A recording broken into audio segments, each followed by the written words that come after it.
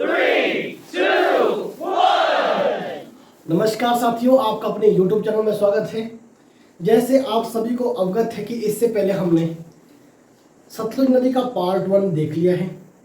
आशा करता हूं कि आपने उसको बिल्कुल विस्तार पूर्वक नोट्स बनाकर लिखा होगा, है ना। तो हमने उसमें बात की थी चेमायंगडुंग ग्लेशियर, मानसरोवर, राखस्थल, कैलाश पर्वत, पारछू लेक और यहाँ तक कि हिमाचल प्रदेश में भी एंटर करवाया था उस वीडियो में। हिमाचल प्रदेश में कहाँ एंटर करती है? शिवकी नामक स्थान पर, ठीक है। उसके बाद हमने देखा हंगरंग घाटी, इसके अंतर्गत हमने देखी नाको झील और हमने बात की लियोपार झील चोटी की। साथ ही साथ हमने बात की जो धरती और छांग है, ये भी आपका हंगरंग घाटी के अंतर्गत आता है। और इसके बाद हमने देखा था कि जो स्पीति नदी है उसका वर्णन भी हमने पिछली वीडियो में ही कर रखा है। तो हमने देखा कि कुंजुम दर्रा से निकलती है आपकी स्पीति नदी, कि कुंजुम दर्रा की हाइट कितनी है और जो स्पीति नदी है इसकी लंबाई कितनी है, कहाँ पर ये सतलुज नदी के साथ मिलती है ना। और ताबो मठ किस नदी के किनारे है, धनकर मठ किस नदी के किनारे है ना, और की मठ किस नदी के किनारे है, हंसा मठ किस नदी के किनारे है। साथ ही साथ हमने ये भी देखा जो किब्बर है, जो किब्बर वन्य जीव अभयारण्य है, उसका वर्चस्व किस नदी तक बना रहता है, ठीक है। और साथ ही हमने देखा उसमें पिन पार्वती नदी देखी, कब्जिया नदी देखी, तेगपो नदी देखी, ठीक है ना, लिंगटी नदी देखी, शीली नदी देखी। इस तरह की हमने बहुत सारी नदियां देखी है। और अंत में देखा हमने कि जो आपकी सतलुज नदी में स्पीति नदी खाब नामक स्थान पर मिलती है। ये सारी चीजें हमने उस पिछले वाली वीडियो में देखी थी और बहुत विस्तार पूर्वक देखी थी, ठीक है ना। तो आज जो हम बात करने जा रहे हैं, आज हम बात करेंगे खाब नामक स्थान से। कहां से? खाब नामक स्थान से। कहां? खाब नामक स्थान से। ध्यान दीजिएगा, आगे बढ़ने से पहले चैनल को सब्सक्राइब करें, वीडियो को लाइक, शेयर और कमेंट करना ना भूलें। अगर आप हिमाचल प्रदेश की जीके को मेरे साथ बहुत विस्तार पूर्वक पढ़ना चाहते हैं तो आप दिए गए नंबर पर 85 804 01681 पर मैसेज करें। आपको क्लास में एनरोल किया जाएगा।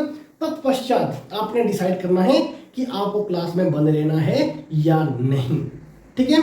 ओके, अब यहां पर ध्यान दीजिए, आज हम कहां से कहां तक बात करेंगे? आज हम बात करेंगे खाब से लेकर आगे तक, है ना। खाब से लेकर चाहे हम चोरा तक बात करेंगे या पूरा भाखड़ा डैम तक आज हम बात करने वाले हैं, ठीक है ना। आगे चलिए, जब हम बात करते हैं खाब की बात करते हैं, किसकी बात करते हैं जी? खाब की बात करते हैं या नमग्या की बात करते हैं। नमग्या की बात करते हैं, किसकी बात करते हैं? नमग्या या खाब की बात करते हैं। तो हमें यह पता होना चाहिए यहां पर आपकी स्पीति नदी मिलती है किसके साथ? सतलुज के साथ। किसके साथ मिलती है? सतलुज के साथ, है ना। आप ये जो स्पीति नदी है इसके बारे में हमने इससे पिछली वाली वीडियो में बहुत डिटेल से पढ़ा है, बार बार मैं आपको कह रहा हूं, ठीक है। ओके, जब हम खाब की बात करते हैं, देखो पहला प्रश्न ये बनता है, जो स्पीति नदी है ये 112 किलोमीटर तय करके कहां पर मिलती है? खाब नामक स्थान पर, ठीक है ना। खाब आपका कहां पर पड़ता है? ये आपका पड़ता है किन्नौर जिले में, ठीक है। ओके, जब स्पीति नदी खाब नामक स्थान पर सतलुज नदी के साथ मिलती है तो ध्यान दीजिए खाब और क्या है। तो ध्यान देना है, खाब या नमग्या एक हाइड्रो प्रोजेक्ट है। क्या है? हाइड्रो प्रोजेक्ट है, ध्यान देना है। वैसे अभी ये बना नहीं है पर एथेंटिक बुक में है, ठीक है ना। प्रश्न पूछा जा सकता है और इससे पहले भी पूछा गया है, ध्यान देना है ना। खाब क्या है? एकदम हाइड्रो प्रोजेक्ट, हाइड्रो प्रोजेक्ट, ठीक है। अब हाइड्रो प्रोजेक्ट है किस नदी पर है? तो आपने उत्तर देना है सतलुज नदी पर। किस नदी पर? सतलुज नदी पर। अब प्रश्न उठता है कि कितनी इसकी कैपेसिटी है। खाब जो हाइड्रो प्रोजेक्ट है इसकी कैपेसिटी कितनी है? तो आपने उत्तर देना है 1020, 10-20 आपने याद रखना है, ठीक है ना।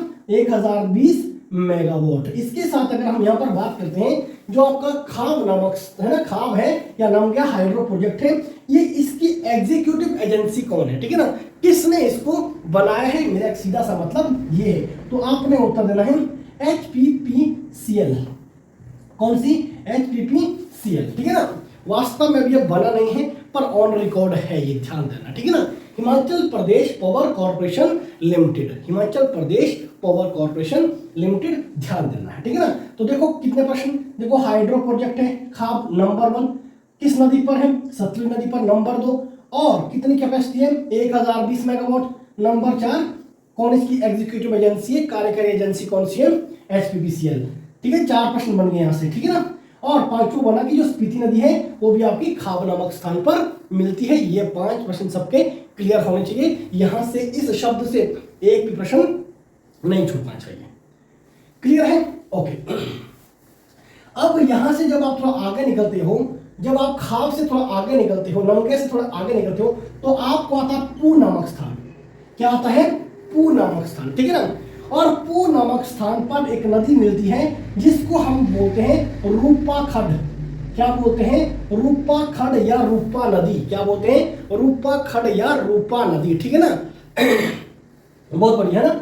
और इसी खड को शयासो खड भी कहते हैं। क्या कहते हैं, शयासो खड। क्या कहते हैं, शयासो खड, है ना। वास्तविकता क्या है कि इसको शयासो खड कहते हैं, ठीक है ना। तो ध्यान देना है, पू नामक स्थान पर, है ना, यहां जैसे, है ना, पू के अंतर्गत एक शयासो नामक स्थान आता है। क्या आता है, शयासो नामक स्थान, ठीक है ना। वहां पर ये आपकी जो रूपा नदी है वो सतलुज नदी के साथ शयासो नामक स्थान पर मिलती है, ठीक है। तो इसी प्रकार रूपा खड को हम शयासो खड के नाम से भी जानते हैं। कई बार प्रश्न बनता है रूपा खड कहां की खड है, ठीक है ना, निम्न में से रूपा खड कहां पर स्थित है, तो आपने उत्तर देना है किन्नौर में। कहां पर सतलुज नदी के साथ मिलती है, तो आपने उत्तर देना है शयासो नामक स्थान पर। इन केस शयासो ऑप्शन में नहीं है तो उस स्थिति में आपने उत्तर देना है पू नामक स्थान पर, ठीक है, ओके। अब यहां पर ध्यान देना, रूपा से संबंधित और कौन कौन सी महत्वपूर्ण जानकारी है जो एग्जाम की दृष्टिकोण से बहुत महत्वपूर्ण है, ठीक है ना। सबसे पहले देखते हैं रूपा नदी है, बिल्कुल नदी है, एक प्रश्न नहीं छूटना चाहिए यहां से, ठीक है ना। रूपा और क्या, रूपा घाटी है। क्या है, रूपा घाटी है, ठीक है ना। और ध्यान दो कई बार इस जो रूपा है ना, तो कई बार इसको ना रोपा भी कहते हैं, ठीक है ना। अब ध्यान दो, एक है रोपा नामक गांव, ध्यान देना, इसके बाद बात करेंगे, पहले ये समझो। रूपा नदी है, जी हाँ, और रूपा एक घाटी है, ठीक है ना। उसी रूपा घाटी के अंतर्गत एक रोपा गांव आता है। क्या आता है, इसी रूपा घाटी के अंतर्गत एक रोपा गांव आता है। वेरी वेरी इंपॉर्टेंट है ना, प्रश्न पूछा सकते हैं कि रोपा गांव हिमाचल प्रदेश में कहां पर स्थित है, तो आपने उत्तर देना है लाहौल, कहते हैं किन्नौर के रूपा घाटी में, किन्नौर के रूपा घाटी में, ठीक है ना, ओके। अब यहां पर ध्यान दो, आगे एक है रूपा, है ना, रूपा, है ना, एक है रूपा, एक है रूपी, है ना।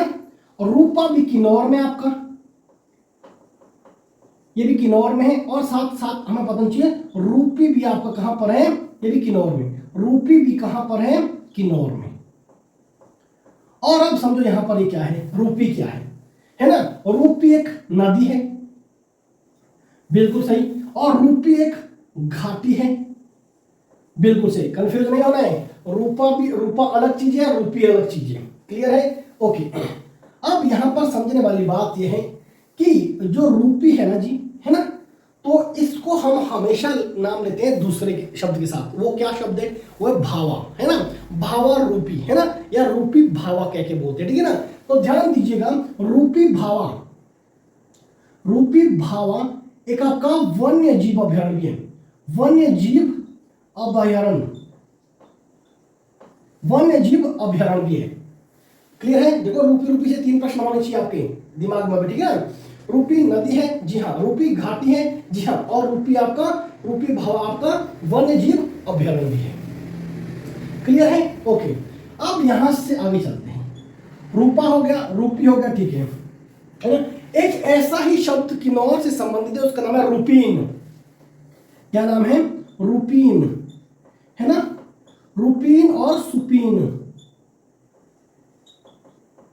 अब ध्यान दो, रूपा, रूपी, रूपीन, है ना। प्रश्न बनता है कि रूपा नदी कहां पर स्थित है, किन्नौर में। किसकी सहायक नदी है, सतलुज, ठीक है। देखो रूपा की बात हुई, जी हाँ, रूपी नदी कहां की है, किन्नौर में स्थित है ना, किसकी सहायक नदी है, सतलुज, ठीक है। और रूपीन नदी रूपीन नदी ध्यान देना निकलती तो किन्नौर से है ना, किन्नौर के दक्षिण हिस्से से निकलती है। ये कहां से निकलती है? किन्नौर के दक्षिण हिस्से से निकलती है। ध्यान देना ये सतलुज की सहायक नदी नहीं है ना, किन्नौर के दक्षिण हिस्से से निकलकर, है ना। अगर मैं बात करूं किन्नौर का जो दक्षिण हिस्सा है, किन्नौर के दक्षिण हिस्से से निकलकर कहां प्रवेश करती है? शिमला में चली जाती है। कहां? शिमला में, ठीक है ना, शिमला के पूर्वी हिस्से में, ठीक है ना। और शिमला के पूर्वी हिस्से में जाकर ये आगे टॉस नदी में मिलती है। किस में मिलती है? टॉस नदी में मिलती है। किस में मिलती है? टॉस नदी में मिलती है। ध्यान देना, जब हम यमुना नदी को विस्तार पूर्वक पढ़ेंगे तो टॉस नदी हम उसके अंतर्गत देखेंगे, ठीक है ना। तो इस प्रकार आप पता, रूपा नदी किन्नौर में किसकी सहायक नदी? सतलुज की। रूपी किन्नौर में किसकी सहायक नदी? सतलुज की। रूपीन, सुपीन ये भी नदियां हैं, है ना, सहायक नदियां, छोटी छोटी खड्डे हैं, जलधाराएं हैं, है ना, पर ये सतलुज की सहायक जलधारा, सहायक खड्डे नहीं है। ये भी आपने दिमाग में रखना है, ठीक है ना। ओके, अब देखो क्या क्या समझ आया आपको? रूपा समझ आया? बोलो हाँ जी। रूपी समझ आया? बोलो हाँ जी। और रूपीन, बोलो रूपीन समझ आया? बोलो हाँ जी, है ना। अब यहां पर ध्यान देना है, ये तो बात हुई किन्नौर की। कहां की बात हुई है? किन्नौर की, है ना। अगर मैं यहां पर थोड़ा सा और बताऊं आपको, एक है रूपी, है ना, वो क्या है? रूपी बजीरी, है ना, रूपी बजीरी। पहला प्रश्न बनता कि जो रूपी बजीरी है ना, ये कहां पर स्थित है? जो रूपी बजीरी है ये कहां पर स्थित है? तो ध्यान देना, ये कुल्लू में। कहां? ये रूपी बजीरी का संबंध किससे है? कुल्लू से। किससे? कुल्लू से ना। अगर प्रश्न पूछा जाए कि जो कुल्लू का दशहरा है वो किसके अंतर्गत आता है, ये आपने मुझे कमेंट बॉक्स में बताना है। किस बजीरी के अंतर्गत आता है कुल्लू का दशहरा? ये आपने मुझे, या कुल्लू का दशहरा बोले चाहे कुल्लू बोले, है ना, ये किस बजीरी के अंतर्गत आता है, ठीक है ना। तो ये आपने ध्यान रखना है, जो रूपी बजीरी है ये आपका कहां पर है? ये कुल्लू में है, ठीक है ना। तो रूपा, रूपी, रूपीन और रूपी बजीरी, ये चारों शब्द आपके जहन में होने चाहिए। एग्जाम से बताओ, अब बताओ तो मुझे, एग्जाम में यहां से प्रश्न छोड़कर आओगे कभी? बिल्कुल छोड़ कर नहीं आओगे ना। रूपा से प्रश्न छोड़कर आओगे? नहीं। रूपी से आओगे? नहीं। रूपीन से आओगे? बिल्कुल नहीं, है ना। और नंगे से प्रश्न छोड़कर आओगे? बिल्कुल नहीं। इतना सबको क्लियर है? बहुत बढ़िया। एक एक चीज लिखते चलो, सब क्लियर होना चाहिए।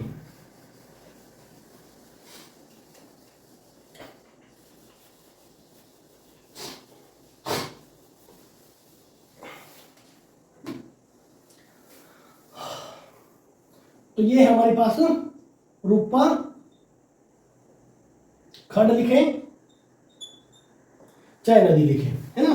ओके, अब यहां पर ध्यान देना आपने, जो आपका पू नामक स्थान है ना, यहां पू नामक स्थान पर आपको मिलेगा एक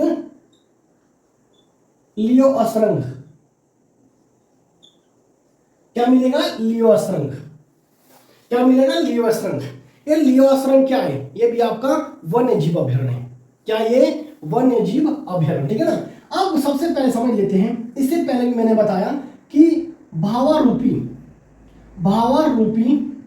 बोले चाहे रूपी भावा बोले, ये भी आपका क्या है?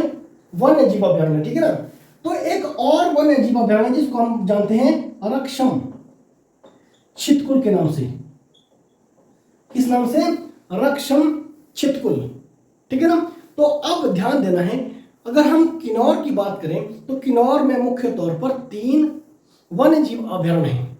नंबर 1 लियो असरंग, नंबर 2 रक्षम चितकुल, नंबर 3 रूपी भावा वन्य जीव अभयारण्य या भावा रूपी वन्य जीव अभयारण्य, मतलब एक ही है, ठीक है ना। तो ये 3 को रक्षम छितकुल, भावारूपी और लियो असरंग, 3 के 3 वन्य जीव अभयारण्य आपके दिमाग में होने चाहिए, ठीक है ना। ओके, तो ध्यान देना है, यहां से प्रश्न छूटेगा? बिल्कुल नहीं छूटेगा, ठीक है ना। किन्नौर के वन्य जीव अभयारण्य से प्रश्न छूटेगा? बिल्कुल नहीं छूटेगा, ठीक है ना। हंसते हंसते इन चीजों को देख लीजिए और आपको सब चीजें बहुत आराम से क्लियर हो जाएगी। यहां पर ध्यान दो, जब हम पूछ से आगे निकले लियो असरंग आया,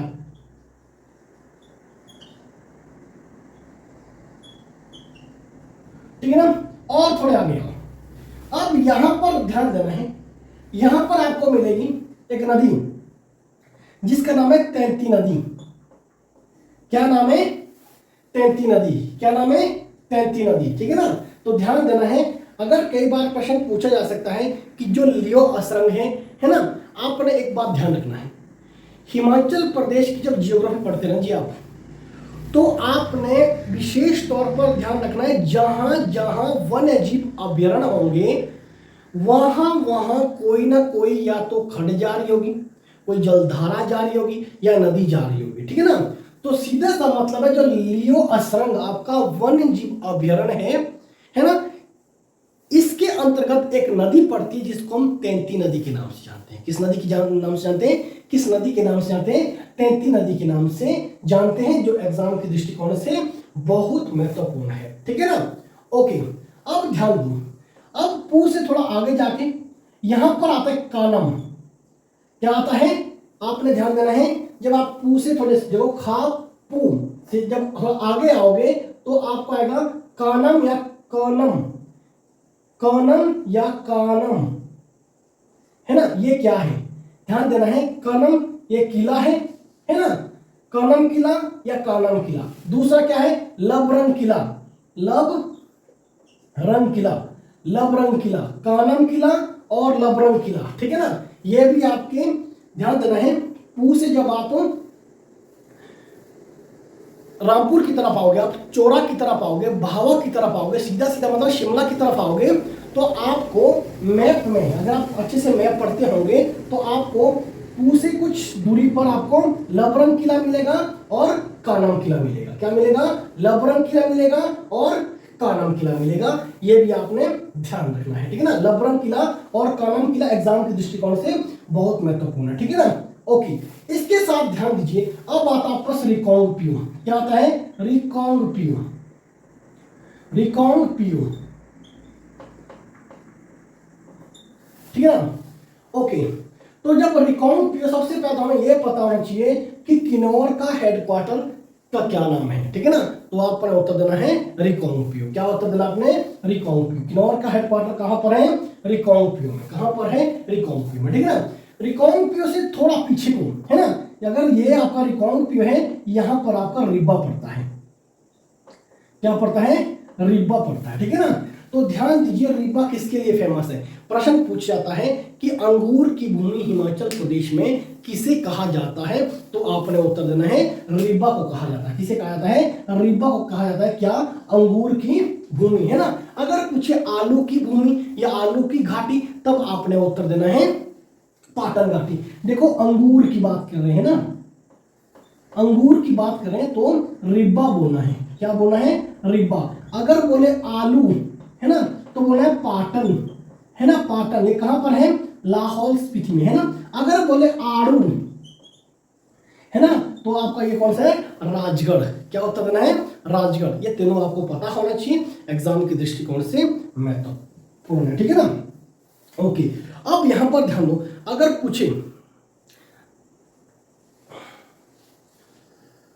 आलू, टमाटर, आड़ू, है ना, आड़ू का है राजगढ़, इतना भी अगर आपको पता चले तो ये भी बहुत ज्यादा है।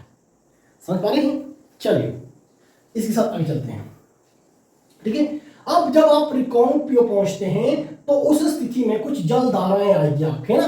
2-4 जल धाराएं आपने याद रखनी है। तो जैसे रिकांगपियो के साथ देखेंगे आप केशांग, केशांग, केशांग जलधारा, केशांग और केरांग। केशांग नंबर 1, नंबर 2 केरांग, केशांग और केरांग जलधारा। केशांग और केरांग जलधारा कहां पर है? किन्नौर में। किसकी सहायक नदी है? ये आपकी सतलुज की सहायक नदी है। कौन सी? केरांग और केशांग जलधारा है, ठीक है ना। ओके, अब ध्यान देना है, जब आप यहीं पर आपको मिलती है एक रुकती नामक स्थान। रुकती, क्या मिलता है? रुकती नामक स्थान। क्या मिलता है? रुकती, है ना। तो रुकती नाम की एक नदी भी है। क्या है? रुकती नाम की एक नदी है, ध्यान देना है।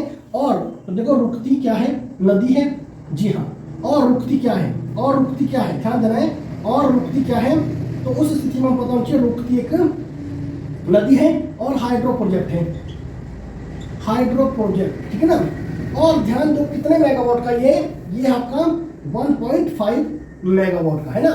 बोले तो मिनी हाइड्रो प्रोजेक्ट है ये। कैसा ये मिनी हाइड्रो प्रोजेक्ट, कैसा है मिनी हाइड्रो प्रोजेक्ट। ध्यान दीजिएगा, अगर पूछा जाए हिमाचल प्रदेश का सबसे छोटा हाइड्रो प्रोजेक्ट तो क्या उत्तर देंगे, रुकती हाइड्रो प्रोजेक्ट, जो आपका किन्नौर में स्थित है, ठीक है ना। अगर पूछे इसकी एग्जीक्यूटिव एजेंसी, कार्यकारी एजेंसी, तो आपने लिखना है क्या, HPSEB, Himachal Pradesh state electricity board, आपने सही करके आना है, ठीक है। ओके, तो अभी देखो आपको कितनी नदियों का पता चला है ना। चलो इस पर हम बाद में बात करते हैं, इस पर हम किस कब बात करेंगे, बाद में बात करेंगे, ठीक है ना। अब ध्यान दो केरांग केशांग, साथ ही साथ आपने याद रखना है सोलदांग। कौन सी, सोलदांग, सोलदांग क्या, देखो है ना, गो को आ रहा लास्ट में, क्या आ रहा है, गो है ना, देखो सोलदांग, आंग आ रहा है, आंग है ना, केशांग आंग है ना, केरांग, ठीक है ना, तो आंग ठीक है ना। तो ध्यान देना आपने क्या, आंग ध्वनि निकल रही है आपके मुंह से है ना, आंग है ना, सोलदांग, केरांग, केशांग, ठीक है ना। ये तीनों जो जलधारा है ये किसकी जलधारा है, तो आपने उत्तर करना है सतलुज नदी की जलधारा है, जो एग्जाम के दृष्टिकोण से बहुत महत्वपूर्ण है, ठीक है ना। ओके, क्या कहा मैंने, सोलदांग, केशांग और केरांग है ना। गोवारा लास्ट में, जी हाँ, गोवारा लास्ट में, जी हाँ। एक है दुलिंग, क्या है, दुलिंग, थोड़ा और आगे निकलेंगे तो आपको मिलेंगे दुलिंग, दुलिंग जलधारा। कौन सी, दुलिंग जलधारा, ठीक है ना। आप देखो जिस शब्द के अंत में गो वर्ण आए, जिस शब्द के अंत में गो वर्ण आए, तो दिमाग में रखना कि चार नदियां सीधे सीधे कहां पर है, किन्नौर में है, ठीक है ना। ओके, दुलिंग गो आया लास्ट में, सोलदांग गो आया लास्ट में, केरांग गो आया लास्ट में, और केशांग गो आया लास्ट में। क्लियर है, बहुत अच्छी बात है, इतना क्लियर होना चाहिए, है ना। देखो हम एक एक चीज को देखने का प्रयास करेंगे ताकि एग्जाम में आप एक भी प्रश्न छोड़कर ना आए, ठीक है ना। ओके, अब यहां पर ध्यान देना आपने, जब हम रिकॉन्क्यू के साथ देखते हैं तो हमें मिलता है कल्पा, क्या मिलता है, कल्पा मिलता है, ठीक है ना। तो ध्यान देना, अगर पूछा जाए कि किन्नौर जिले का सबसे बड़ा गांव कौन सा है, तो उस स्थिति में आपने उत्तर देना है कल्पा, है ना। क्या उत्तर देना है, कल्पा आपने उत्तर देना है, एग्जाम की दृष्टिकोण से बहुत महत्वपूर्ण है, ठीक है। ओके, अब यहां पर ध्यान दो, जब आप रिकॉन्क्यू से आएंगे आगे की तरफ को, यहां आपको कड़छम मिलेगा, क्या मिलेगा, कड़छम, कड़छम मिलेगा, ठीक है ना। अब कड़छम से पहले कुछ बिंदु हमें पता होना चाहिए, जैसे कि कामरू, कामरू, ठीक है ना, तो कामरू। अब सबसे पहले हमें पता होना चाहिए, जब हम बुशेर रियासत की बात करते हैं, या यूं कहें बुशेर रियासत के जन्म की बात करते हैं, या उस बुशेर रियासत की स्थापना की बात करते हैं, तो किसने की थी, प्रद्युमन ने की थी। किसने की थी, राजा प्रद्युमन बुशेर रियासत का पहला राजा था, ठीक है। इसके साथ हमें यह पता होना चाहिए कि राजा प्रद्युमन ने अपनी राजधानी कहां बनाई थी, कामरू में बनाई थी। क्या कहां, कामरू में बनाई थी, ठीक है ना। ओके, अब प्रश्न यहां से दो तीन बनते हैं, ध्यान देना है। कामरू से अगर मैं बात करूं, यहां पर पहली राजधानी, बुशेर राजाओं की पहली राजधानी कामरू बनी है ना, किसने बनाई, प्रद्युमन ने। उसके बाद राजधानी चले गई सराहन, कहां चले गई, सराहन, कहां चले गई, सराहन चले गई, ठीक है ना। अब सराहन राजधानी किसने की, है ना, कोई शरीफ आदमी तो नहीं हो सकता है ना, तो कोई चतर आदमी हो सकता है ना। तो ध्यान दीजिएगा किसने की, चतर सिंह ने, किसने, चतर सिंह, ध्यान देना है, किसने, चतर सिंह ने। कामरू राजधानी प्रद्युमन, और सराहन राजधानी ले गई चतर सिंह ने, है ना। और अंत में बात करूं मैं अगर, कि जो बुशेर रियासत के जो राजा थे, उनकी तीसरी जो राजधानी रही है वो रही है रामपुर। क्या रही है, रामपुर, ठीक है ना। तो आपने ध्यान देना है कि रामपुर ये राजधानी किसने ले गई, है ना, नाम से लग रहा पता, किसने ले गई, राम सिंह ने। किसने? राम सिंह ने। राम सिंह कौन? राम सिंह, है ना। तो ध्यान दो, अगर यहां से प्रश्न बनता रामपुर का नामकरण किसके नाम से हुआ है, तो ध्यान दीजिएगा रामपुर का जो नामकरण हुआ है यह राजा राम सिंह के नाम पर हुआ है। क्लियर है? बहुत अच्छी बात है ना। जब हम रामपुर की बात करते हैं तो उस स्थिति में हम लवी मेले को कैसे भूल सकते हैं? आप मुझे कमेंट बॉक्स में बताएं कि लवी मेले का शुभारंभ किस राजा ने किया था, ठीक है ना। और ये भी बताएं, अगर आप हमारी क्लास में हैं, है ना, जो आपके पेड क्लासेज हैं, अगर आप उसमें हैं तो आपको ये सारी चीजें बहुत आसान लग रही है, पूरा मैप आपको बहुत आसान लग रहा होगा, है ना। तो ध्यान दीजिएगा। फिर से आप, अगर आप इस चैनल पर नए हैं तो फिर से कहना चाहूँगा, अगर आप बहुत विस्तार से हिमाचल प्रदेश को पढ़ना चाहते हैं तो आप इस नंबर पर ज़रूर मैसेज करें। बार बार कह रहा हूँ, 85 804 016 81, है ना, 85 804 01681, ठीक है। सीधा सीधा बोलूँ मैं, 85 804 01681। इस पर आप मैसेज करें। आपको 2 डेमो क्लासेस दी जाएगी, उसके बाद आपको डिसाइड करना कि आपको हमारे साथ कंटिन्यू क्लासेस लगानी है या नहीं। आगे चलते हैं, है ना। तो सराहन का पुराना नाम क्या था हमें पता होना चाहिए, शोणितपुर, है ना। रामपुर के बारे में बहुत विस्तार से देखेंगे, आप बिल्कुल चिंता ना करें, है ना। अगर आप अभी चाहते हैं अभी बता, है, अगर आप ये चाहते हैं कि मैं अभी बताऊं इसके बारे में, सुन लीजिए। फिर सराहन के बारे में पहले समझते हैं। किसके बारे में? सराहन। सराहन से क्या क्या प्रश्न बनते हैं तो ध्यान देना, सराहन से पहला प्रश्न बनेगा कि भीमा काली माता मंदिर, भीमा काली माता, ये भीमा काली माता का संबंध किससे है? सराहन से।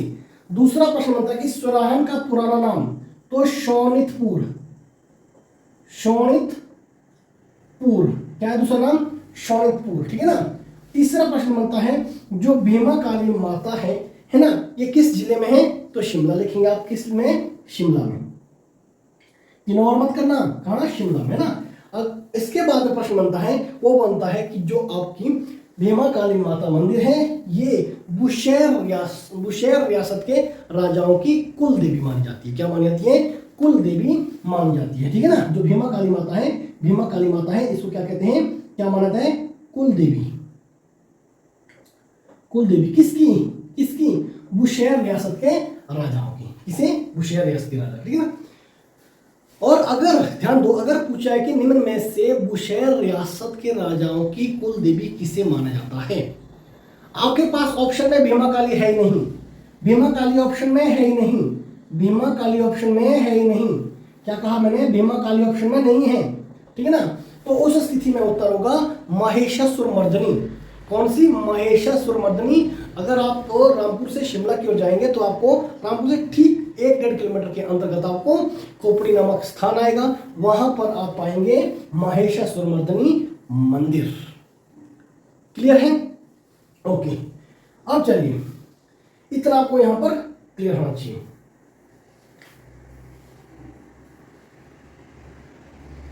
समझ पा रहे हैं? चलिए, अब यहां पर ध्यान, एक चीज हम यहां पर और समझेंगे। सराहन राजधानी किसने ले गई? चतर सिंह ने। चतर सिंह। क्लियर है? सराहन से एक भी प्रश्न छूटने नहीं चाहिए, ठीक है ना। और इसके साथ हम बात करते हैं, किसकी बात करते हैं? रामपुर की। किसकी? रामपुर के ना। रामपुर का जो नामकरण हुआ है वो राजा राम सिंह के नाम पर हुआ है। क्लियर है? रामपुर में आपको 2 मेले लगते हैं, एक फाग मेला लगता है, एक लवी मेला लगता है, ठीक है ना। लवी मेला आपका कब लगता है? नवंबर माह में लगता है, ठीक है ना। और जो फाग मेला है वो फरवरी और मार्च में लगता है, ठीक है ना। अगर हम यहाँ पर बात करें लवी मेले की, जो लवी मेला है ये राजा केरी सिंह ने कब आरंभ किया था? 1682 से आरंभ हुआ था ये मेला। कब हुआ था ये? 1682 से आरंभ हुआ था। कौन सा मेला? लवी मेला। ध्यान दो, लवी मेला कहाँ लगता है? रामपुर में। रामपुर किस जिले के अंतर्गत पड़ता है? शिमला। ठीक है ना। कब लगता है? नवंबर माह में, है ना। और इसकी खासियत क्या है? किसने आरंभ की? पहले समझे, किसने आरंभ किया? राजा केरी सिंह ने। कब आरंभ किया? 1682 से। किस तरह का मेला ये है हिमाचल प्रदेश का सबसे पुराना व्यापारिक मेला। कैसा मेला है? व्यापारिक मेला। कैसा? व्यापारिक मेला। ठीक है ना, व्यापारिक मेला है। ठीक है ना। अब प्रश्न बनता है कि किसका व्यापार होता था? यहां पर किसका व्यापार होता था? तो ध्यान देना है, किसका व्यापार? ऊन का व्यापार, है ना। तो ऊन किससे निकलेगी? भेड़ बकरी का व्यापार। ऊन का व्यापार, भेड़ बकरी का व्यापार, है ना, भेड़ बकरी का व्यापार। ठीक है ना। और घोड़े खच्चरों का व्यापार, घोड़े खच्चरों का व्यापार, है ना। और साथ ही साथ हमें पता होना चाहिए ड्राई फ्रूट्स का व्यापार। किसका? ड्राई फ्रूट्स का व्यापार। किसका? ड्राई फ्रूट्स का व्यापार। ठीक है ना। अब कहां के लिए यह व्यापार होता था? प्रश्न ऐसा तो बन सकता है, कहां के लिए व्यापार होता था? तो आपने उत्तर देना है तिब्बत के लिए। कहां के लिए? तिब्बत के लिए। ठीक है ना। अगर तिब्बत ऑप्शन में नहीं होगा तो चीन ऑप्शन में होगा। क्लियर है? रामपुर के लवी मेले से संबंधित प्रश्न छोड़कर आओगे नहीं, है ना। अगर हम राजा केरी सिंह की बात करते हैं तो उस स्थिति में हमें पता होना चाहिए जो राजा केरी सिंह है इनको अजान बाहु के नाम से भी जानते हैं। ध्यान दीजिए, अजान बाहु। क्यों? क्योंकि जो इनके जो बाहु थे ना, हाथ थे, भुजाएं थी, है ना, वो कहाँ लगती थी? घुटने के ऊपर लगती थी ना, इतने लंबे थे इनके हाथ, है ना। तो इनको क्या कहते थे? अजान बाहु कहते थे। ठीक है। और साथ ही साथ हमें यह पता होना चाहिए राजा केरी सिंह को औरंगजेब ने छत्रपति की उपाधि से भी नवाजा था। ठीक है ना। प्रश्न बन सकता है कि इसकी बहुत लंबी कहानी है, बताऊंगा जब हम आगे जाके इतिहास जब हम पढ़ेंगे, रामपुर का इतिहास जब हम देखेंगे। ठीक है ना। ओके, बताओ लवी मेले से प्रश्न छोड़कर आओगे? कभी नहीं, है ना। यहाँ पर एक फाग मेला लगता है, ध्यान देना है। लवी का मेला कहाँ लगता है? ये पाट बंगला ग्राउंड में लगता है। कहाँ? पाट बंगला, ध्यान देना है, पाट बंगला।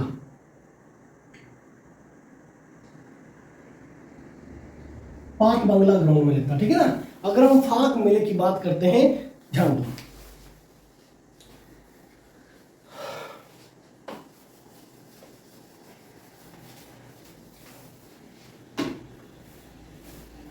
अगर हम फाग मेले की बात करते हैं, फाग मेला, तो ध्यान दो क्या क्या है। फाग मेला कब लगता है? फरवरी मार्च। ठीक है, एक बात। ओके, कहां? जो पदम पैलेस है उसके परांगण में। कहां? पदम पैलेस, पदम महल के परांगण में। ठीक है। अब यहीं से प्रश्न उठाते हैं, जो पदम पैलेस है ये कहां पर है? रामपुर। किसने बनाया? पदम सिंह ने। पदम सिंह कौन था? अंतिम राजा। कहां का? बुशेर रियासत का। बुशेर रियासत किसका? बुशेर रियासत का। बुशेर रियासत का। ठीक है ना, बुशेर रियासत का अंतिम राजा। ठीक है ना। ओके, अब प्रश्न बनता है ये पदम महल कब बनाया था? ये बनाया था 1925 में।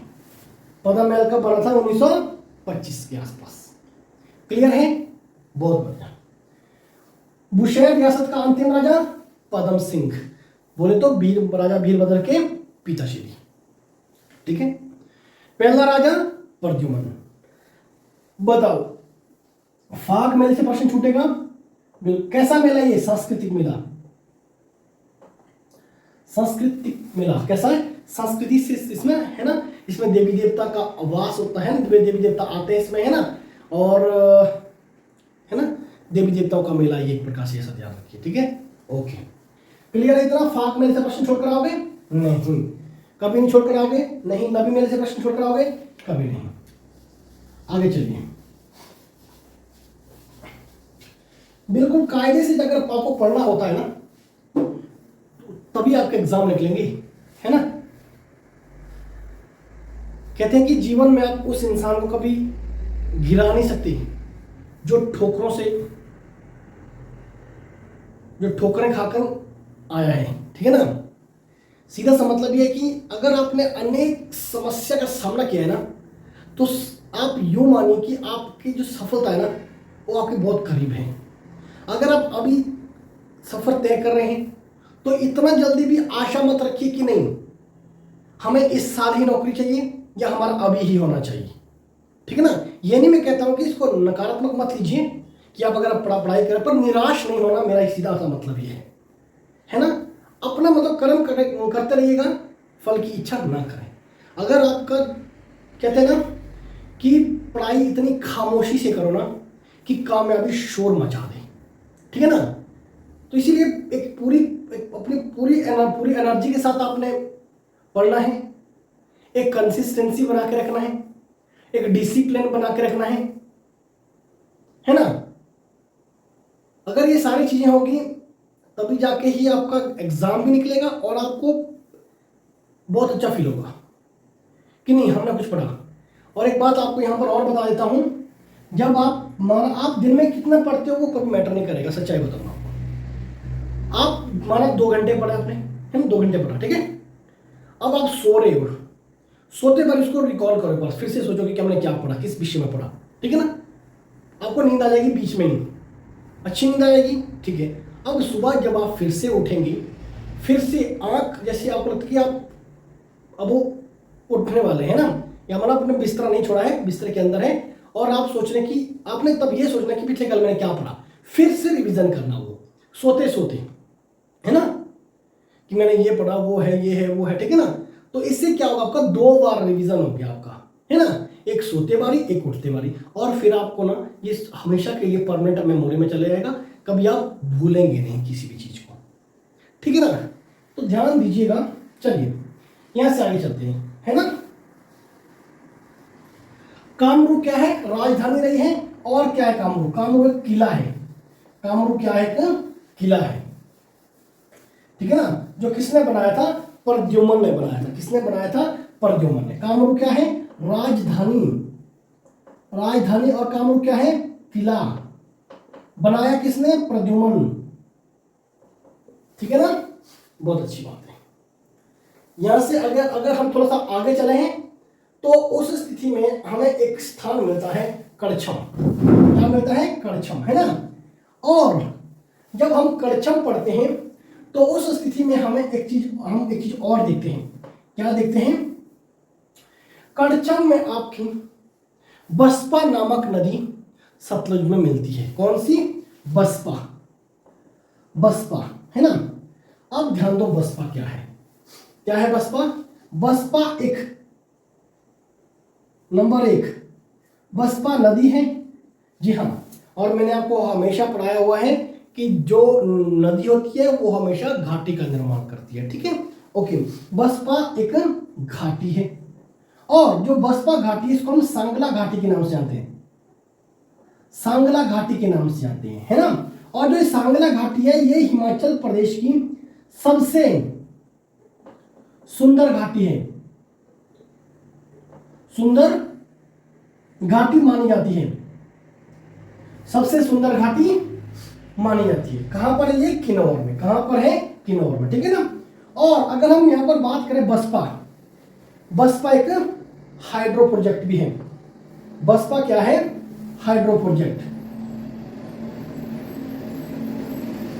बसपा क्या है, हाइड्रो प्रोजेक्ट, है ना। आपने मुझे कमेंट बॉक्स में बताना है कि जो बसपा हाइड्रो प्रोजेक्ट है उसकी कितनी कैपेसिटी है, क्लियर है। चलिए ये आपको पता होना चाहिए, ठीक है ना। अब ध्यान देना है, इस बसपा घाटी के अंतर्गत एक गांव पड़ता है जिसको बसपा घाटी का अंतिम गांव माना जाता है। उस गांव का नाम है छितकुल गांव। क्या नाम है, छितकुल, क्या, छितकुल, ठीक है ना। ध्यान दीजिएगा, बसपा घाटी का अंतिम गांव कौन सा है, तो आपने उत्तर देना है छितकुल, क्या, छितकुल, है ना। अब ध्यान देना है आपने, यहां पर एक प्रश्न और बनता है कि जो हिमाचल प्रदेश है, हम सभी को अवगत है कि हिमाचल प्रदेश में मुख्य तौर पर आलू 2 जगह पर पाए जाते हैं, है ना। कहां कहां, कुफरी में, सबको पता है, और पाटन घाटी, लाहौल स्पीति, लाहौल स्पीति में, ठीक है।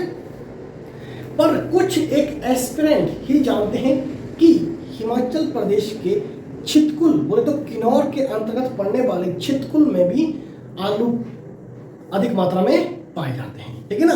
प्रश्न पूछा जाता है कि किन्नौर में किस स्थान पर आलू की खेती अधिक मात्रा में होती है या प्रचुर मात्रा में होती है, तो आपने उत्तर देना है कहाँ, छितकुल। ठीक है ना। छितकुल देखो क्या क्या है, छितकुल आलू होते हैं, जी हाँ, आलू के लिए फेमस है, जी हाँ। दूसरी बात अंतिम गांव है, क्या है अंतिम गांव किसका, आपका बसपा घाटी का, किसका, बसपा घाटी का, ये भी हमें क्लियर होना चाहिए। और ठीक है, ठीक है। अब इस घाटी बसपा घाटी के अंतर्गत आपका रक्षम है ना, क्या आता है, रक्षम आता है, तो इसीलिए तो कहते हैं रक्षम से छितकुल तक एक वन्य जीव अभयारण्य है। रक्षम से छितकुल तक क्या है, एक वन्य जीव अभयारण्य है, जिसको हम रक्षम छितकुल के नाम से जानते हैं,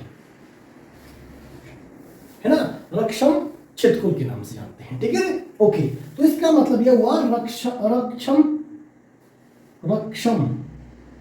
रक्षम छितकुल एक वन्य जीव अभयारण्य भी है। इससे पहले मैंने बताया यहां लियो असरंग क्या है, वन्य जीव अभयारण्य, रक्षम छितकुल क्या है, वन्य जीव अभयारण्य। ठीक है ना। तो दो वन्य जीव अभयारण्य को मैप के माध्यम से भी पता लग चुके हैं। ठीक है, बढ़िया। अब यहां से थोड़ा आगे चलते हैं, अब देखते हैं इसके अंतर्गत। अब ध्यान दो, जब हम यहां पर बात करते हैं, किसकी बात कर रहे हैं,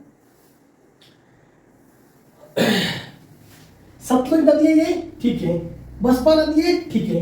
सतलुज और बसपा नदी है ना, या यूं कहें बसपा घाटी और सतलुज घाटी, ध्यान देना है, सतलुज घाटी भी है, सतलुज घाटी भी है, जो हिमाचल प्रदेश की सबसे लंबी घाटी है, जो हिमाचल प्रदेश की सबसे लंबी घाटी है। इस घाटी की लंबाई कितनी है, 320 किलोमीटर, याद रखना है। ठीक है ना। तो ध्यान देना साथियों कि जो आपका बसपा घाटी है और सतलुज घाटी है, इसके बीच एक नदी आती है जो आपकी सतलुज की साइड नदी है, जिसका नाम है दरांगटी। क्या है, दरांगटी, क्या है, दरांगटी, है ना। कई बार दरांगटी ना देकर चरांगटी दिया जाता है ना। देखो अब एग्जाम सेट करने के दिमाग में क्या तब समझ आए क्या नहीं, है ना, क्योंकि मैंने ये एग्जाम में देखा ये प्रश्न। ठीक है ना। दरांगटी की जगह चरांगटी, चरांग है ना, चरांग। मोस्टली आपको अगर आप मैप में देखेंगे है ना, किताबों में मिलेगा चरांग मिलेगा, वैसे क्या मिलेगा, चरांग, है ना, चरांग घाटी, है ना। और दरांगटी भी लिख लीजिए, आपको हो सकता है दरांगटी दे दें, ठीक है ना। तो आप इनमें चरांग घाटी से एक नदी निकलती है जिसका नाम है चरांग नदी। क्या, चरांग नदी कहां से निकलती है, चरांग घाटी से चरांग नदी निकलती है। ठीक है ना। अब जो ध्यान देना है यहां पर समझने वाली बात है कि जो चरांग नदी निकलती है ये आपकी कैलाश पर्वत से निकलती है। कहां से निकलती है, कैलाश पर्वत से, है ना। कैलाश पर्वत नहीं है, वैसे आपको मैंने आरंभ में बताया है कि जो कैलाश नाम की जो जगह है ना, वो 3 है। एक है कैलाश चोटी जो चंबा में है, जिसको मणि महेश के नाम से जानते हैं। ठीक है। एक है किन्नर कैलाश का है, जिसकी मैं बात कर रहा हूं, जहां से आपकी चरांगटी नदी जाएगी, है ना, चरांग नदी जाएगी, वो कहाँ है आपका, किन्नर कैलाश, है ना। एक है कैलाश पर्वत जो कहाँ है आपका, तिब्बत में। ठीक है ना, समझ पा रहे हैं आप, थोड़ा ध्यान दीजिए। जब हम कैलाश की बात करते हैं तो हमें 3 कैलाश याद आने चाहिए, है ना।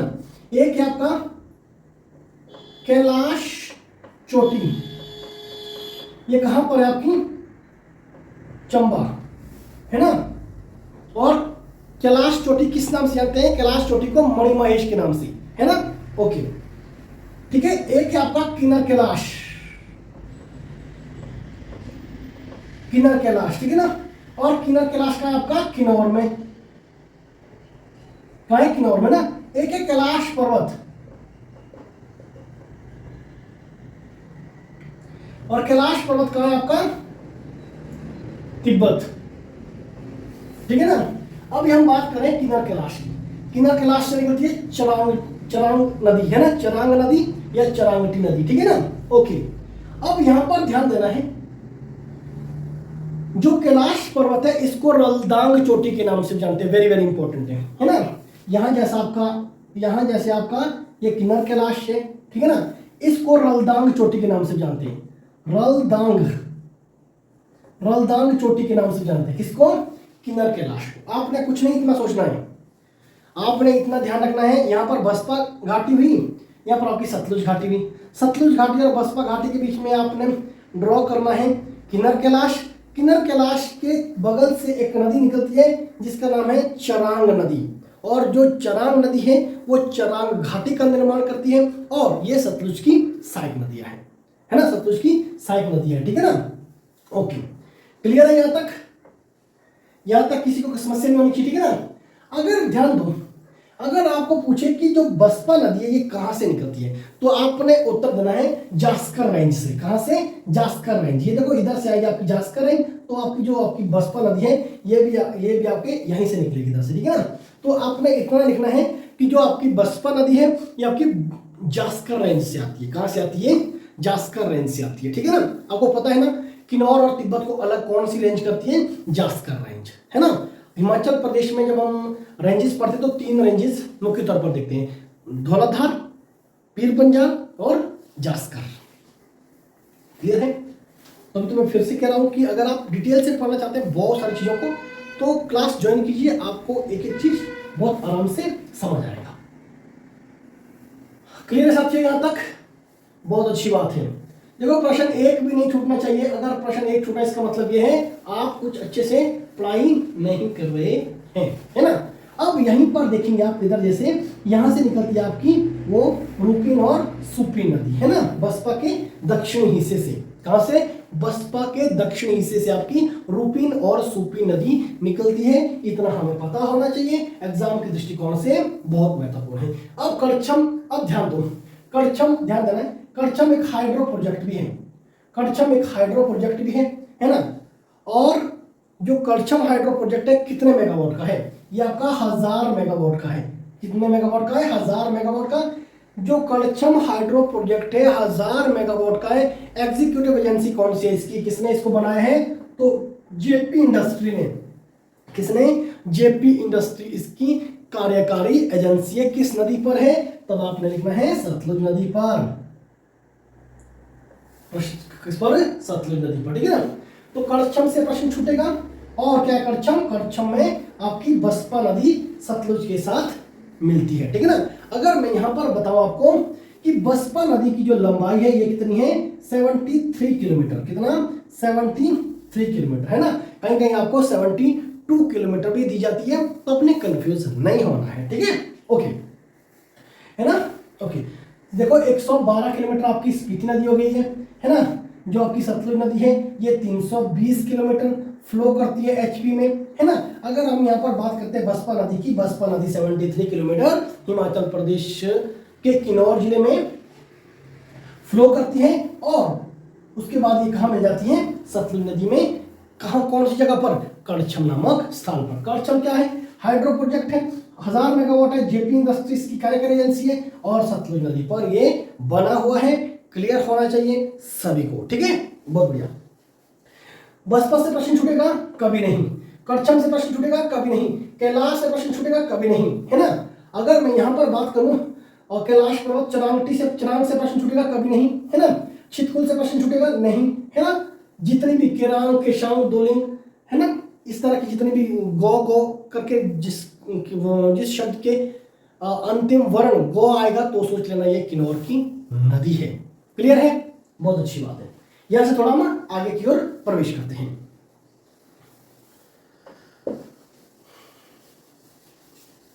उम्मीद करता हूं आपको हर चीज समझ आ रहा होगा और अच्छे से समझ आ रहा होगा।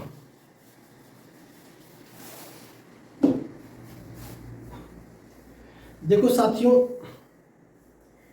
अगर पेशेंस के साथ पढ़ोगे ना एग्जाम जरूर निकलेगा, ठीक है। ये नहीं कि आज एग्जाम फिल किया, 2 महीने बाद एग्जाम है और आज से आप बड़े ताम झाम के साथ पढ़ना शुरू कर रहे हैं, है ना, तो निश्चित तौर पर मोटे मोटे अक्षर में लिख लो नीचे, सिलेक्शन कभी नहीं होगा। समझ पा रहे हैं? 1-2% कहीं लकीली कुछ ऐसा होगा, अन्यथा नहीं होगा। इसीलिए कहता हूं मैं कि कम से कम 6-7 महीने अच्छे से लगाओ, जरूर सिलेक्शन होगा, है ना। चलिए कक्षा अब यहां मान चलो, ठीक है, ओके। अब यहां से जब आप आगे को निकलते हैं तो आपको आता है टापरी नामक स्थान। टापरी क्या आता है? टापरी, ठीक है ना। और जब यहां से आगे को निकलते हो, टापरी से आगे को निकलते हैं, तो यहां पर आपके पास निचार आता है। क्या आता है? निचार। और निचार किसके लिए फेमस है? माता उषा, है ना। निचार में क्या है? माता उषा का टेम्पल कहां पर है? निचार में। माता उषा का टेम्पल कहां पर है? निचार में, ध्यान देना, ठीक है ना। प्रश्न कई बार बनता है कि माता उषा का टेम्पल कहां है? निचार में, ठीक है ना। अगर मैं टेम्पल की बात करूं तो थोड़ा सा ध्यान दीजिए, है ना। देखो ये हुआ निचार, ये हुआ चितकुल, ये हुआ आपका यहां जैसे हमने बनाया था कामरू। कामरू, सांगला लिख लो, सांगला। यहां से 3 प्रश्न हमेशा एग्जाम में बनते, ध्यान देना है। निचार में है माता उषा का मंदिर, चितकुल में है माथी देवी मंदिर, वेरी वेरी इंपॉर्टेंट, 2 स्टार मार दो। माथी देवी मंदिर, कौन सा? माथी देवी मंदिर, माथी, ठीक है, ओके। सांगला में है आपका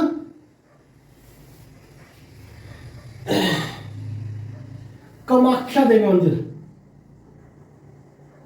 है ना। कौन सा? कामाख्या देवी मंदिर, ठीक है ना। और कुछ लोग सोच रहे होंगे कामाख्या तो हमारा करसोग में है, ध्यान दीजिएगा। कामाख्या देवी मंदिर हिमाचल प्रदेश में 2 जगह है, एक करसोग में मंडी के अंतर्गत पड़ता है, दूसरा आपका कहां पर है? सांगला में, ठीक है ना।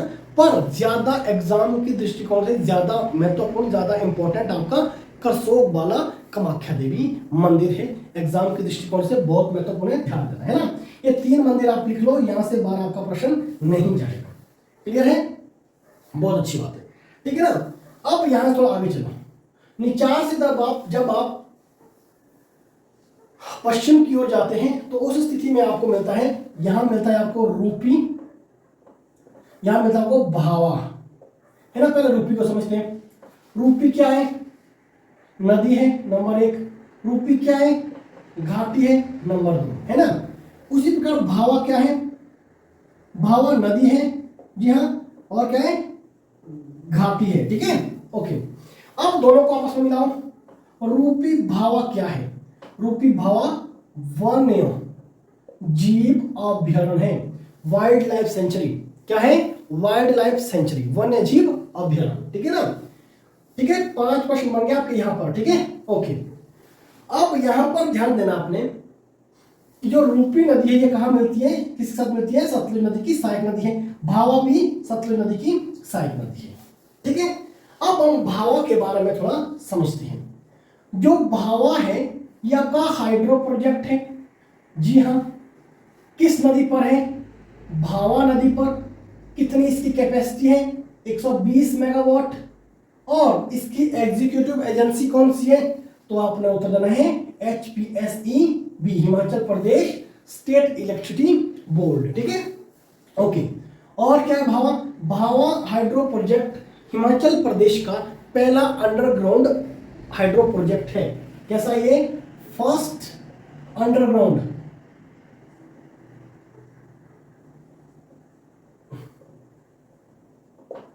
पहला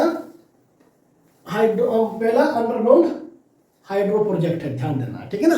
अब ध्यान दीजिएगा, अगर पूछा जाए जो आपका भावा हाइड्रो प्रोजेक्ट है ये बनकर कब तैयार हुआ? 1989 में। कब? 1989 में, है ना। और उस दौरान ही इसका नाम क्या पड़ा? संजय गांधी जल विद्युत परियोजना। संजय गांधी जल विद्युत परियोजना। क्या प्रश्न बनता है कि संजय गांधी जल विद्युत परियोजना के नाम से किस हाइड्रो प्रोजेक्ट को जानते हैं, तो आपने उत्तर देना है भावा हाइड्रो प्रोजेक्ट। ठीक है ना। अब ध्यान दो, भावा क्या है, हाइड्रो प्रोजेक्ट है नंबर 1, भावा नदी है नंबर 2, भावा घाटी है number 3।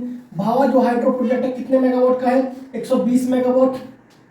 Number 4 executive agency, number 5 underground, number 6 कब बना ये, नंबर 7 क्या इसका नाम रखा, संजय गांधी, नंबर 8 प्रश्न आपके यहां से नहीं छूटने चाहिए किसी भी सूरत में। क्लियर है। जी हाँ, अगर मैं यहां पर बात करूं कि भावा रूपी एक वन्य जीव अभयारण्य भी है, 9 प्रश्न आपके भावा शब्द से नहीं छूटने चाहिए। 10वां भी ध्यान दीजिए, भावा एक गांव भी है, भावा एक गांव भी है जो आपका किन्नौर में पड़ता है। ठीक है ना। तो 10 का दम दिखाना है अपने एग्जाम में, है ना, प्रश्न छोड़कर नहीं आना है। ठीक है ना।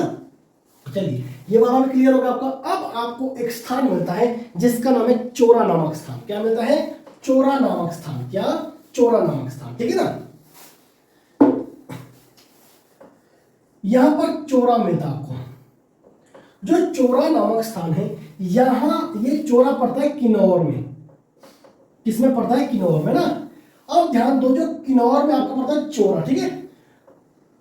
किन्नौर नामक स्थान से प्रश्न कई बार बनता है कि सतलुज नदी किस स्थान से किन्नौर को छोड़ती है, सतलुज नदी किस स्थान से किन्नौर को छोड़ती है, तो आपने उत्तर देना है क्या, आपने उत्तर देना है चोरा नामक स्थान। क्या उत्तर देना है, चोरा नामक स्थान, है ना। अगर पूछे सतलुज नदी शिमला में कौन से स्थान पर प्रवेश करती है ना, शिमला में कौन से स्थान पर प्रवेश करेगी, तो आपने उत्तर देना है, क्या उत्तर देना आपने उत्तर देना है बधाल। क्या, बधाल। क्या उत्तर देना है, बधाल उत्तर देना आपने। क्या उत्तर देना है, बधाल उत्तर देना है। ये भी आपको क्लियर होना चाहिए। क्या, बधाल। क्लियर है, ओके, है ना। यहां से आगे देखिए हम गानवी, है ना। तो अभी तक हमने कितनी नदियां देखी, देखो ध्यान दीजिएगा, हम केवल यहां पर नदियां नहीं पढ़ रहे हैं, हमें जो हमें चीजें समझ, जो हमें रास्ते में मिल रही है चीजें, हम उनको भी एक्सप्लेन कर रहे हैं। क्यों एक्सप्लेन कर रहे हैं, ताकि देखो खाली नदियां पढ़ना अलग बात है, ठीक है ना। अगर आप चीजों को सीक्वेंस में पढ़ेंगे तो आपको हर चीज बहुत डिटेल से समझ आएगी, है ना, और आपके दिमाग में एक पिक्चर बनी रहेगी। ठीक है ना। तो आशा करता हूं कि जितनी भी ये नदियां हमने आज पढ़ी है ना, अभी तक जाकर मेरे साथ आप रिपीट करेंगे। देखो, सतलुज नदी मुख्य नदी 1, है ना। इसके साथ हम देखेंगे स्पीति नदी, रिवीजन करते थोड़ा सा। स्पीति नदी 2, और स्पीति नदी की 2-3 सहायक नदी बताई मैंने आपको, कौन सी। नंबर 1 कब्जिया, जी हाँ, लिंगटी, जी हाँ, टेगपो, जी हाँ, और पिन, जी हाँ। ठीक है ना। तो 5 हो गई ये। ठीक है। उसके बाद रूपा 6, रूपी 7, है ना, 600 भी रूपा को कहते हैं। ठीक है ना, ओके। और केशांग 9, केरांग 10, दुलिंग 11, सोल्दांग 12, बसपा 13, तेंती 14, और चरांग 15, रुकती 16, और क्या बचा हमारे पास, है ना। तो इस प्रकार अभी तक हमने जो नदियां देखी हैं, है ना, कितनी नदी देखी हमने, लगभग 17-18 नदियां हमने अभी तक पढ़ ली हैं। ठीक है ना। और जिनको हमने एक अलग तरीके से एक्सप्लेन भी किया है। ठीक है ना। कल हम देखेंगे बधाल से लेकर भाखड़ा डैम तक का सफर। आशा करता हूं आप वीडियो को एंजॉय कर रहे हैं। नमस्कार, जय हिंद, जय हिमाचल।